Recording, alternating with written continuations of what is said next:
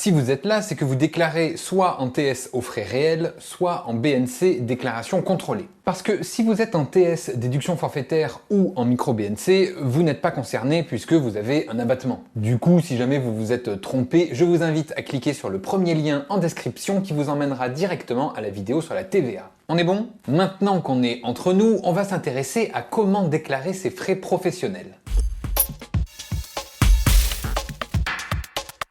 Les frais professionnels sont, comme leur nom l'indique, des frais nécessaires à votre activité professionnelle. Donc des frais dont vous pouvez justifier qu'ils sont en lien direct avec votre travail. La première chose à faire, et la plus importante, c'est de garder toutes les factures à votre nom. Parce que même si c'est du déclaratif, vous devez pouvoir justifier en cas de contrôle des impôts. Les frais que vous déclarez chaque année doivent avoir été faits dans l'année. Jusque-là, c'est logique. Dans votre déclaration 2019, vous allez pouvoir déclarer vos achats et vos dépenses professionnelles payés en 2019. Sauf pour l'amortissement, mais ça, on en parle juste après. En regardant cette vidéo, la question que vous devez vous poser depuis tout à l'heure, c'est mais quel genre de frais je peux déclarer?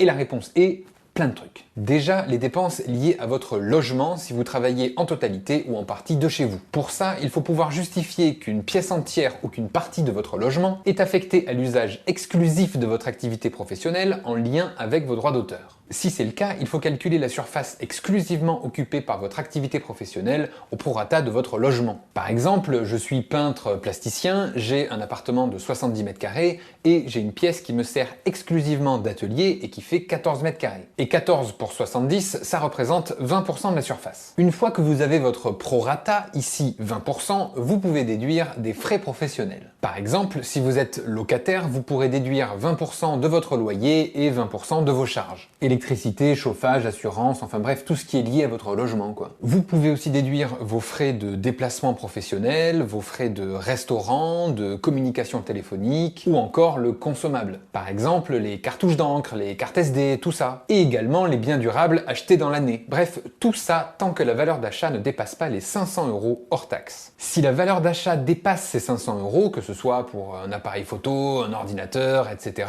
il va falloir l'amortir. C'est-à-dire que vous allez diviser le prix d'achat par un nombre d'années et déclarer chaque année une partie. Mais ça se fait pas n'importe comment, il y a des règles pour l'amortissement et je vous invite à aller voir cette fiche où tout est expliqué. Maintenant qu'on a vu ce qu'on pouvait déduire, comment fait-on concrètement? En TS frais réels, vous devez faire l'addition de tous vos frais, rajouter vos cotisations sociales et vous déclarez le tout sur la ligne 1 à K de votre déclaration d'impôt, la traditionnelle, celle de monsieur et madame tout le monde. D'ailleurs, pour rappel, elle s'appelle la 2042. En déclaration contrôlée, en revanche, vous devez tenir une véritable comptabilité. Et il est fortement conseillé d'adhérer à une association de gestion agréée, une AGA ou OGA. Bref, là, vous devez remplir la déclaration 2035. Vous devez y déclarer votre résultat, que ce soit un bénéfice ou un déficit, et le reporter dans la 2042 CPRO. Finalement, vous êtes un peu comme une petite entreprise. Attention, les délais pour remplir le formulaire 2035 sont plus courts, c'est à remplir au plus tard début mai. Dans les deux cas, il n'y a pas de plafond global de frais professionnels. Par contre, il y a des barèmes et des conditions limitatives pour certaines dépenses. Par exemple, les frais kilométriques ou les repas. Un restaurant à 1000 € pour deux, ça va être difficilement justifiable.